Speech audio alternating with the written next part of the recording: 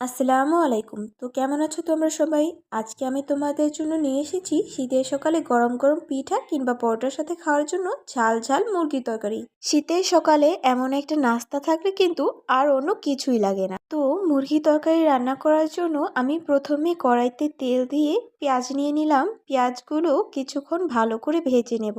তারপর দিয়ে দেব 1 চা চামচ লবণ। পেঁয়াজ ভাজার সময় অল্প একটু লবণ দিয়ে দিলে কিন্তু পেঁয়াজগুলো খুব তাড়াতাড়ি সেদ্ধ হয়ে যায়। পেঁয়াজ ভাজা হয়ে গেলে দিয়ে দেব আদা বাটা, রসুন বাটা, দারচিনি বাটা। তারপর কিছুক্ষণ নেড়ে নেব। যখন পেঁয়াজটা একদমই সেদ্ধ হয়ে গলে যাবে তখন দিয়ে দেব তেজপাতা, লং, এলাচি ও গোলমরিচ।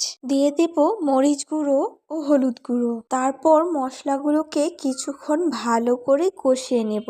রান্না মজা হওয়ার গোপন রেসিপি হচ্ছে মশলা ভালো করে কষাতে হবে। মশলা আর মাংস ঠিক যতটা ভালো করে কষানো হবে খাবারটা খেতে কিন্তু ঠিক ততটা মজা হবে। তারপর আমি দিয়ে দেব 4টি কাঁচামরিচ। কাঁচামরিচ দেওয়ার কারণে কিন্তু তরকারির স্মেল ও টেস্টটা দ্বিগুণ বেড়ে যায়। আর আপনারা যদি স্পাইসি না খেতে পারেন তাহলে অ্যাভয়েড করতে পারেন। তারপর দিয়ে দেব জিরে গুঁড়ো, দিয়ে দেব মুরগির মাংস।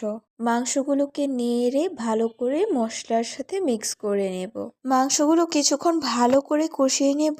কষিয়ে নেওয়ার পর যখন মাংসগুলো একদমই প্রায় সেদ্ধ হয়ে যাবে তখন দিয়ে দেব পানি।